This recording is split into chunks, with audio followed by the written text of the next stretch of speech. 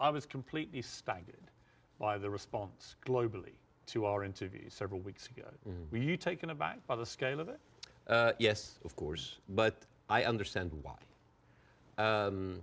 For many years, the media covering the Middle East has been showing a certain point of view. I'm not going to say bias, but I would say it did not allow certain voices, voices from the other side to be heard. And that is why you see the frustration.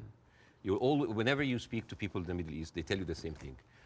They're not very happy with the coverage of the Middle East because our voices are not heard. Now, hate. And again, this is another way why this has been magnified in the media so much.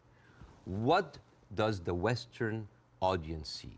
They see people rejoicing for the death of innocent civilians in Israel. This is what have the Arabs seen for years on the Arab world. You're talking about the atrocities of October 7th, it's horrible. But in the Arab mind, there is a scene where they talk about the atrocities that they did, including opening up the pregnant women's bellies and having bets if the boy inside is a boy or a girl. It is one of the most horrific, and they talk about it, some talk about with regret and some talk about with pleasure. 2.2 million people living in Gaza. There are 3.5 million people living in the West Bank. There is 350,000 people living in East Jerusalem, and there is like 6 or 7 million people living outside. Those people, the Palestinians that were pushed out, they do not have the right to go back. Right now, if you meet Palestinians, you'll see them wearing a necklace with a key. That key is their house that they were kicked out from in Yafa and Haifa. You know, like my wife's family comes from Ramla, which is 50 miles from Gaza. And according to the law, those people have absolutely no right to go back. Even if you are a Palestinian with an American passport, they give you hell in order to go in. And yet, a Jewish person born anywhere in the world, born in Poland, born in Ukraine, no question asked, he can jump on a plane, land in Israel, and get the Israeli citizen and take a house that most probably belonged to a Palestinian.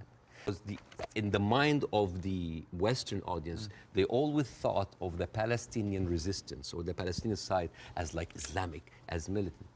No.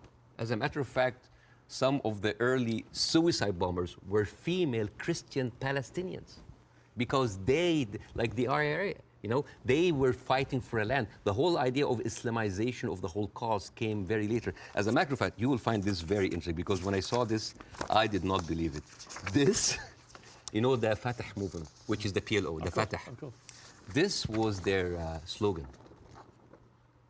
Can you see? You see there's a crescent, a cross, and a menorah. And they say unitary, democratic, non-sectarian. So basically in the 1960s, Fatah were basically marijuana-smoking, tree-hugger hippies.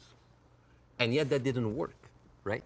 And the thing is, I always hear that like Arabs were giving so many chances for peace.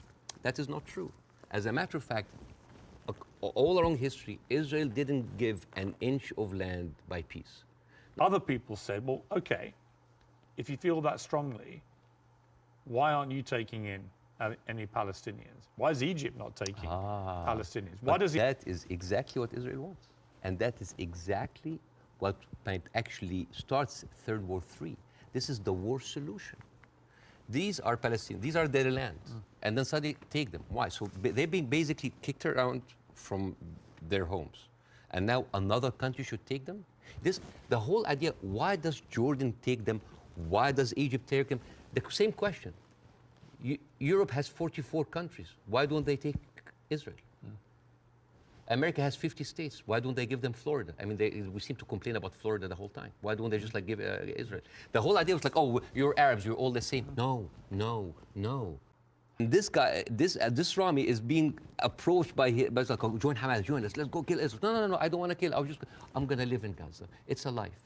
But 97% of water is not good for human consumption. Half of the population are anemic. Even the is not being treated, and it goes into the shores of Israel. It's like, oh, those Palestinians. It's horrible. Yeah. So, and then he wakes up in the morning. He doesn't think about killing Jews the first thing in the morning. He thinks about being there at 5 o'clock at the first 50 people in the line for bread, because if he doesn't, he will miss the food for his family. And he goes back and he finds a message saying that we are going to bomb your house. He comes back, he loses his whole family. Now tell me, what is a proportionate response for that?